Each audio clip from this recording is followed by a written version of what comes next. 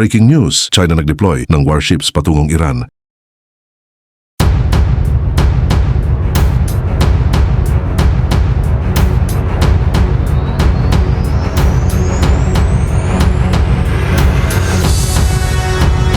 Ang Chinese warships ay lihim na umalis mula sa Hainan Naval Base para sa isang hindi isiniwalat na misyon patungo sa Middle East habang ang USS Abraham Lincoln Carrier Strike Group ay mabilis ding papasok sa parehong mga katubigan na lumilikha ng isang hindi pa nangyayaring posibleng banggaan ng mga hukbong dagat.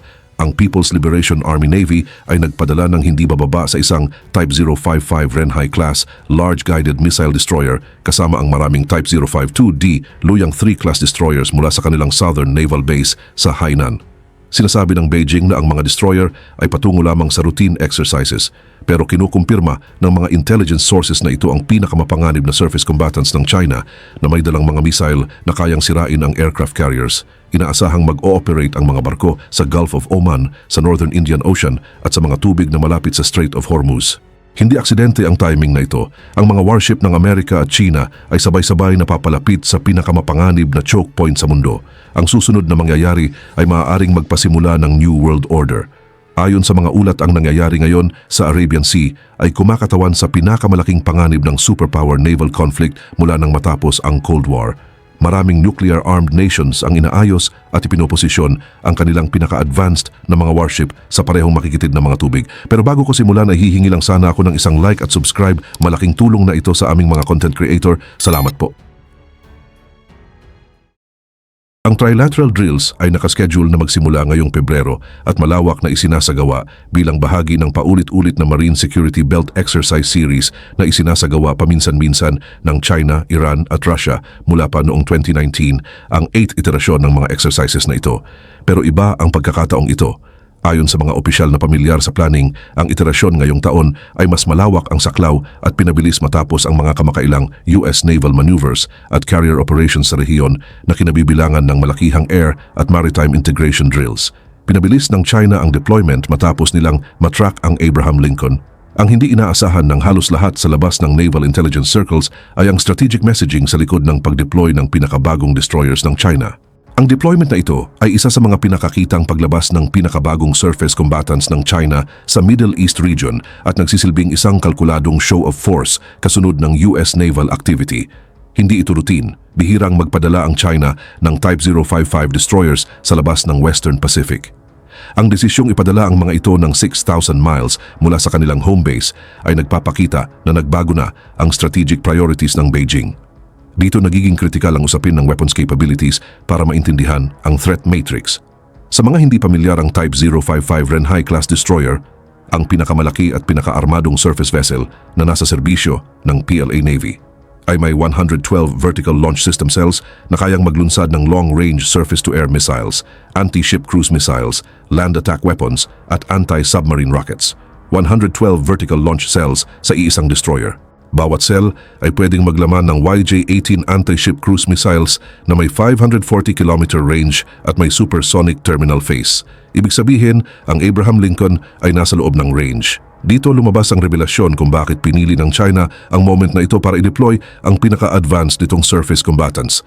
Ang desisyon ng China na magpadala ng high-end surface combatants patungo sa Iranian waters ay nagpapakita ng lumalawak na operational reach ng PLA Navy lampas pa sa Western Pacific.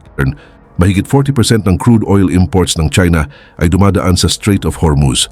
Pinoprotektahan ng China ang kanilang energy supplies pero bahagi lang iyon ng kalkulasyon. Tinitingnan ng mga defense analysts ang deployment bilang senyalis ng lumalaking interes ng China sa pagprotekta ng sea lines of communication na sumusuporta sa kanilang energy imports mula sa Middle East. Pinananatili ng Beijing ang isang permanent logistics base sa Djibouti na sumusuporta sa pangmatagalang operations sa rehiyon. Ang Djibouti base ay nagbibigay ng resupply at maintenance para sa extended operations. Hindi lang bumibisita ang China, nagtatatag ito ng permanent presence sa Middle East. Isipin mong mabuti kung ano ang kinakatawan ng Strait of Hormuz sa aspeto ng strategy at kung bakit handang mag-risk ng conflict ang lahat ng panig doon. Ang Strait of Hormuz ay nananatiling isa sa pinakakritikal na maritime choke points sa mundo na dinadaanan ng humigit kumulang 1/5 ng global oil shipments. Ang naval activity malapit sa strait ay mahigpit na minomonitor ng United States, Gulf states at ng energy markets sa buong mundo. 20% ng global oil ay dumadaan sa isang 21-meter na lapad na choke point. Kaya naman, kung sino ang kumokontrol sa strait, siya ang kumokontrol sa global economy. Iyan ang dahilan kung bakit nagpadala ng destroyers ang China. At dito, makikita kung paano ibinubunyag ng coordination mechanisms ang panganib ng maling kalkulasyon. Inaasahang tatagal ng ilang araw ang trilateral exercises kung saan ang mga participating navies ay mag-ooperate sa ilalim ng pre-agreed rules of engagement at communication mechanisms na layong bawasan ang panganib ng maling pagkakaintindi habang maraming US, Chinese, Iranian at Russian naval forces ang nag-ooperate sa malapit na distansya. Hindi napipigilan ng pre-agreed rules ang mga aksidente. Isang maling radar contact, isang kabadong weapons officer, isang communication failure pwedeng magpasimula ng laban sa pagitan ng nuclear powers, pero ang ibinunyag ng satellite tracking tungkol sa Chinese intelligence gathering ilang linggo bago ang destroyer deployment ay binago ang lahat. Isang Chinese scientific research vessel na kayang mag-map ng seabed para suportahan ang naval operations ay na-track na nag-ooperate sa mga tubig malapit sa Middle East sa loob ng 1 month. Iniulat ng Sealight na ang Dang Yihao, isang Chinese research ship, ay nagsusurvey sa Arabian Sea mula pa noong December 19th. Nagpadala ang China ng mga research vessels noong December para imap ang seabed para sa submarine operations at mangolekta ng data. Ito ay pre-planned. Bilang suporta sa kanilang naval operations sa mas malalayong lugar, lalo na sa Indian Ocean kung saan matatagpuan ang kanilang sea lines of communication, gumamit ang China ng dual-use approach sa pamamagitan ng pag-deploy ng civilian oceanographic research ships na kayang magbigay ng critical na maritime data sa militar ng bansa. Ang mga civilian ships ay nangangalap ng military intelligence. Inimapa ng China ang missile flight paths at submarine transit corridors bago magpadala ng mga warships. Isinaalang-alang kung paano ang repositioning ng Abraham Lincoln ay lumikha ng strategic vulnerability sa dalawang theaters ng sabay. Ang mga aircraft ng USS Abraham Lincoln at ilan sa mga escort warships nito ay patungo sa Middle East mula sa South China Sea. Iniulat ng publication na ang carrier at ang mga escort nito ay maaaring dumating sa rehiyon sa loob ng about 1 week. Inalis ng Amerika ang carrier presence sa Western Pacific para harapin ang Iran. Agad itong napansin ng China. Ang CVN-72 ay ang unang US Navy aircraft carrier na na-deploy sa Middle East mula nang umalis ang USS Nimitz sa rehiyon noong September. Walang American carriers sa Western Pacific sa unang pagkakataon sa loob ng maraming dekada. Nalalantad ang Taiwan, hindi nadidepensahan ng South China Sea. Maaaring kumilos ang China laban sa Taiwan habang abala ang Amerika sa Middle East. Ang kinumpirma ng Iranian media tungkol sa lawak ng exercise ay nagpapakita na ito ay isang combat rehearsal. Iniulat ng mga Iranian media outlets na kasama rin ang live fire components, lalo na sa mga lugar kung saan inanunsyo ng Iran ang sarili nitong naval readiness exercises. Live fire exercises gamit ang anti-ship missiles habang may American carrier na nag-ooperate sa malapit. Binigyang diin ng mga Chinese officials na ang drills ay defensive at transparent, pero inamin din nila na ang mga ito ay idinisenyo para i-counterbalance ang foreign military activity, lalo na ang US-led naval exercises. Ang counterbalance ay diplomatic code para harangin ang American military action laban sa Iran. Pinoprotektahan ng Beijing ang Iran mula sa US strikes. Sumunod ang kumpirmasyon mula sa Russian Pacific Fleet na lumikha ng isang three-way coalition na direktang kumukontra sa American carrier operations. Inulit ng mga Russian defense officials ang posisyong ito na sinasabing ang mga exercises ay para mapanatili ang regional stability sa gitna ng tumataas na Western military presence. Kasama sa deployment ang mga barko mula sa Russia's Pacific Fleet. Nagpadala ang Russia ng Pacific Fleet destroyers, ipinadala ng China ang pinakabago nitong Type 055 at ang Iran ang nag-ho-host sa kanilang lahat. Ito ay isang coordinated alliance operation laban sa American interests. At dito makikita kung bakit ang weapons loadout ng mga destroyer ay isang nakamamatay na banta sa carrier strike groups. Ang Type 052D destroyer ay kumukumpleto sa mas malaking platform sa pamamagitan ng 64-cell vertical launch system, modern sensors at napatunayang kakayahan sa open ocean operations.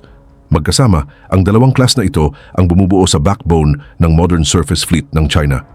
Isang Type 055 ay may 112 VLS cells. Maraming Type 052Ds ang may 64 cells bawat isa. Pinagsamang firepower ay lampas 200 anti-ship missiles sa iisang salvo. Walang carrier group ang kayang ipagtanggol ang sarili laban sa ganoong dami. Pero ang mga assessment ng Pentagon tungkol sa defensive capabilities ng Abraham Lincoln ay nagpapakita ng kahinaan laban sa coordinated attacks. Ang Lincoln ay may mga squadron ng FA-18EF Super Hornets, EA-18G Growlers, F-35C fighter jets at MH-60RS helicopters. Ang 3 Arleigh Burke-class destroyers na kasama ng Lincoln ay malaking nagpapalakas sa combat potential nito. May dala silang Aegis Ballistic Missile Defense Systems at Tomahawk Land Attack Cruise Missiles, pero ang Abraham Lincoln ay dinidepensahan lamang ng 3 destroyers na may limitadong missile inventories. Nag-deploy ang China ng maraming Type 055 at Type 052D kasama pa ang mga Russian destroyers at Iranian coastal batteries. Isaalang-alang ang timeline habang ang dalawang task force ay papalapit sa Gulf of Oman. Sa cruising speeds na humigit kumulang 20 to 25 knots, ang biyahe ng Lincoln sa alternative Indian Ocean routes patungong Arabian Sea ay tinatayang aabot ng around 7 days. Umalis ang Abraham Lincoln sa South China Sea noong January at pumasok sa Arabian Sea. Umalis ang mga Chinese destroyers mula sa Hainan at dumating ang parehong task force ilang araw lang ang pagitan. Ipinakita ng open source intelligence tracking ang tungkol sa Chinese surveillance sa galaw ng American carrier. Ayon sa analysis ni Minosin sa historical track data ng Dang Yihao, tila nag-ooperate ito sa mga tubig malapit sa US carrier pero hindi tiyak ang eksaktong distansya sa pagitan ng dalawa. Patuloy na na-track ng China ang Abraham Lincoln gamit ang mga research vessels na may underwater acoustic sensors at satellite communication arrays. Alam ng Beijing ang eksaktong oras kung kailan darating ang carrier. Pag-isipan ng strategic calculation ng Iran sa pag-host ng Chinese at Russian destroyers habang papalapit ang American carrier. Ayon sa semi-official Tasnim News Agency, ang 8th edition ng joint drills na kilala bilang Maritime Security Belt ay magsasama ng mga naval units mula sa 3 bansa. Gaganapin ang drills sa Northern Indian Ocean. Inimbitahan ng Iran ang mga foreign warships para hadlangan ang American strikes. Hindi maaaring umatake ang Pentagon sa Iran habang may Chinese at Russian destroyers na nag-ooperate sa parehong mga tubig nang hindi nanganganib ng superpower conflict. Inilantad ng mga pahayag ng Chinese Foreign Ministry ang kalkuladong estratehiya ng pagsuporta sa Iran habang pinananatili ang plausible deniability. Sabi ni Gao Jiakun, tagapagsalita ng China's Foreign Ministry, umaasa ang China na mapapanatili ng Iran ang national stability at na ang lahat ng panig ay pahalagahan ang kapayapaan, magpakita ng pagpipigil at resolbahin ang mga pagkakaiba sa pamamagitan ng dialogo. Ibig sabihin ng China, magpakita ng pagpipigil sa publiko habang lihim na nagpapadala ng carrier killer destroyers. Salungat ang mga salita sa aksyon na naglalantad ng tunay na intensyon. Ang natuklasan ng mga naval analysts tungkol sa historical precedents ay nagpapatunay na ang standoff na ito ay walang kapantay. Ang huling pagkakataon na ang American, Chinese at Russian warships ay nag-operate ng ganito kalapit ay noong mga naval incidents sa panahon ng Cold War na halos nagpasimula ng nuclear war. Noong 1988 sa Black Sea bumping incident, sinasadyang banggain ng mga Soviet frigates ang mga American cruisers na nagsasagawa ng freedom of navigation operations. Panahon iyon ng kapayapaan. Iba ito ngayon. Nasa ilalim ng banta ng American attack ang Iran at pinoprotektahan ito ng China. Nagbibigay ng layered defense ang escort destroyers ng Abraham Lincoln pero hindi nila kayang sagutin ang saturation attacks mula sa maraming direksyon ng sabay-sabay. Ang sentro ng power projection na ito ay ang deployment ng USS Abraham Lincoln na umalis sa South China Sea at pumasok na ngayon sa Arabian Sea. Ang Abraham Lincoln ay isang nuclear-powered aircraft carrier. Kasama sa carrier strike group nito ang Arleigh Burke-class guided missile destroyers na may dalang Tomahawk cruise missiles. Ang 3 Arleigh Burke destroyers ay may humigit kumulang 90 SM-2 at SM-6 air defense missiles bawat isa. Kabuuang defensive magazine depth na 270 interceptors, kayang maglunsad ng China ng 200 plus anti-ship missiles sa isang coordinated salvo na kayang lampasan ang depensa dahil sa sobrang dami. Dagdag pa ang Iranian coastal batteries sa threat matrix. Nag-ooperate ang Iran ng daan-daang shore-based anti-ship cruise missiles kasama ang mga Chinese-supplied C-82 na may 120-kilometer range. Kailangang mag-operate ang Abraham Lincoln lampas sa range na ito na nililimitahan ng bisa ng strike aircraft nito. Nagdadala ang Russian destroyers ng advanced electronic warfare capabilities na kayang gambalain ang American radar at communication systems. Ang pinagsamang Russian at Chinese electronic attack ay maaaring mabulag ang Aegis systems na magpapahintulot sa anti-ship missiles na makalusot sa depensa. Nagmamasid ng may kaba ang mga Gulf Arab states habang nagiging superpower battleground ang kanilang mga tubig. Ang Qatar, Oman at Turkey ay nanawagan sa Washington na huwag magsagawa ng military action laban sa Iran. Matapos ang kauna-unahang US attack sa Iranian territory, ang pag-atake sa 3 nuclear facilities noong June last year, gumanti ang Iran sa pamamagitan ng pag-atake sa Al Udeid Air Base. Nag-host ang Qatar ng 10,000 American troops sa Al Udeid Air Base. Mahihila ang Qatar sa World War II. Inaangkat ng Saudi Arabia ang karamihan ng pagkain nito sa pamamagitan ng Strait of Hormuz. Kapag nagsara ang strait dahil sa labanan, hahaharap ang Saudi Arabia sa gutom sa loob ng ilang linggo. Ayaw ng Riyadh sa isang conflict na hindi nila kayang kontrolin. Nag-host ang UAE ng American Fighter Squadrons at Special Operations Forces, kayang abutin ng Iranian missiles ang bawat lungsod sa UAE. Binabalaan ng Abu Dhabi ang Washington na huwag magsimula ng digmaan na sisira sa mga ekonomiya ng Gulf. Kinukumpirma ng mga intelligence assessments na ang deployment ng China ay nagsisilbi ng maraming strategic objectives ng sabay-sabay. Ang pagprotekta sa energy imports ay malinaw. Ang pagpigil sa American strikes laban sa Iran ay malinaw rin. Pero ang ikatlong layunin ay mas tahimik. Ipinapakita nito sa mundo na hindi na kayang mag-operate ng malaya ang Amerika sa Middle East. Ito ay tungkol sa paghamon sa American hegemony kahit saan. Kung kayang pigilan ng China ang US carrier operations sa Persian Gulf, magagawa rin kaya nitong pigilan ang mga ito sa South China Sea. Kung kayang protektahan ng China ang Iran laban sa American strikes, magagawa kaya nitong protektahan ang kahit anong bansang binabantaan ng Washington. Malinaw ang mensahe sa Taiwan. Sinasabi ng China sa Taipei na hindi kayo ililigtas ng American carriers. Isang bagay ang tiyak, nag-deploy ang China ng Type 055 at Type 052D destroyers patungong Gulf of Oman habang ang USS Abraham Lincoln ay nakaporma na sa Arabian Sea at naghihintay na lang humagupit at posibleng ikadurog ng Iran na lumilikha ng naval standoff sa pagitan ng nuclear powers. Inimapa ng mga Chinese research vessels ang seabed at sinubaybayan ang galaw ng American carrier sa loob ng ilang linggo bago ang deployment ng warships na nagpapatunay ng planadong koordinasyon. Kapag sumiklab ang labanan sa pagitan ng American at Chinese destroyers sa Strait of Hormuz, ang magiging resulta ay maaaring magsara ang pinakakritikal na energy choke point sa mundo at magpasimula ng global economic collapse. Makikita natin kung ano ang mangyayari sa mga darating na araw. Manatiling nakatutok. Ang nangyayari sa Gulf of Oman ngayon ay kumakatawan sa pinakamalaking panganib ng aksidenteng superpower conflict mula pa noong Cuban Missile Crisis.